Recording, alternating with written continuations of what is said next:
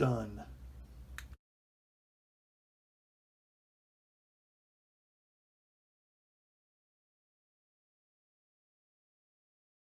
Hi everybody, and welcome back to Plastic Models by a Regular Dude, and part number 7, the finale of the Dragon 1/35 scale Jagdtiger STKFZ 186 Porsche production type.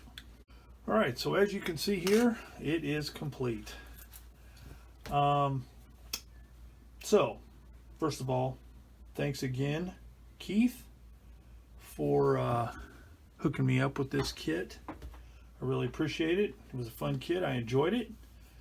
And yeah, thanks a lot. Next, let's talk a little bit about the kit. So, no real surprises.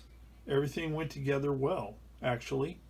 I'd read some stuff about some of the hull parts not fitting and stuff like that. I did not find any problem with that. There was a bit of a warp on the upper plate fitting underneath, but I was able to fix that up with no problem. So all the way around it fits nice and snugly. Apologize for the real dark area down here, but you'll be able to see it a lot better in the slideshow at the end. So if you'd rather just skip to that, you go on ahead and you can see everything a lot better. But anyway, it's kind of dark here, but I apologize. Anyway, kit went together really well. And one thing I did have to do is I had to add Zimmerit. And if you've been following along in the series, you will know that I used the Eduard Photo Etch Zimmerit for this. Now, I was going to use, I think it was Cavalier brand that Keith had also given me, but as it seems to be a frequent problem with older Cavalier stuff, it's made out of resin, and for some reason it likes to shrink over time. Whether it's from heat or whatever, I don't know, but it was short by a couple of millimeters in the back. Everything else up this direction fit fine, but it was too short in the back, so couldn't use it. However, I was able to use some parts such as the machine gun ball mount, and yes, the machine gun is missing. That's because the crew took it out to clean it, or I dropped it on the carpet and never could find it. So I'm going to have to find one in my spares box, but you get the idea.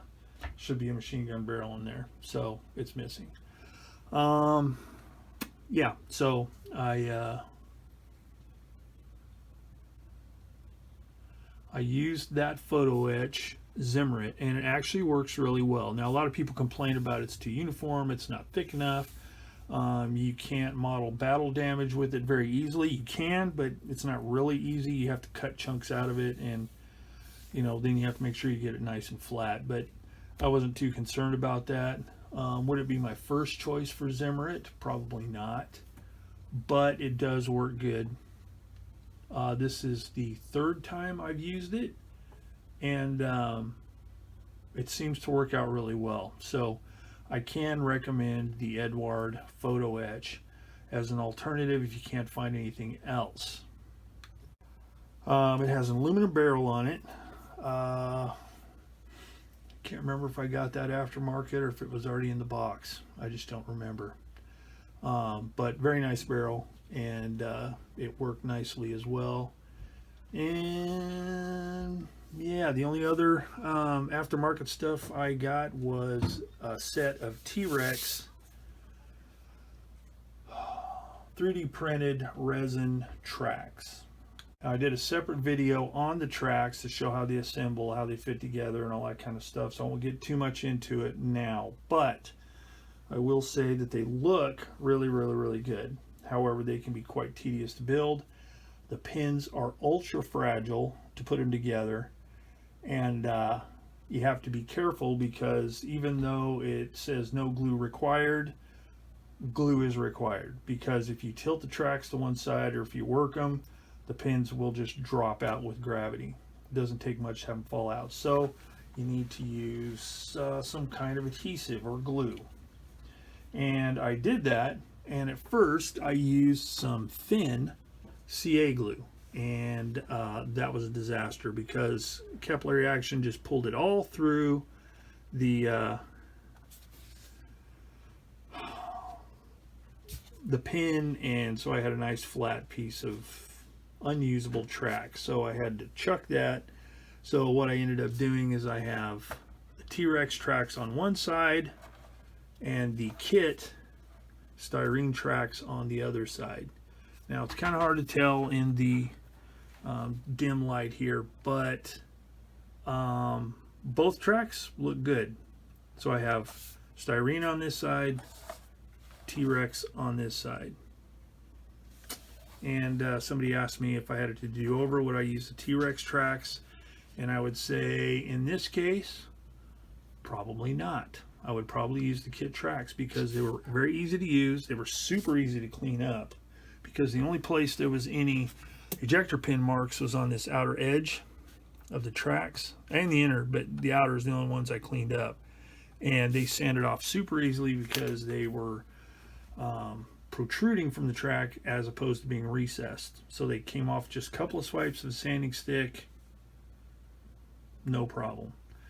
So the T-Rex tracks are nice, but in this particular case, if I had to do over again, I would just use the kit tracks. Now, there is cleanup involved with the kit tracks, but with the amount of time it takes to put together the other tracks, it's about the same amount of time to do either kind of tracks, to get them assembled and installed. So there's that.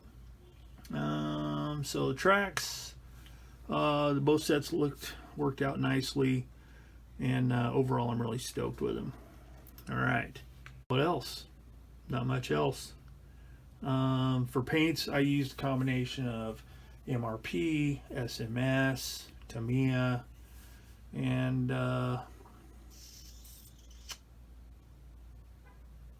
Vallejo Model Color and AK 3rd Generation acrylics for doing the detail painting, tools, barrel cleaning rods, stuff like that.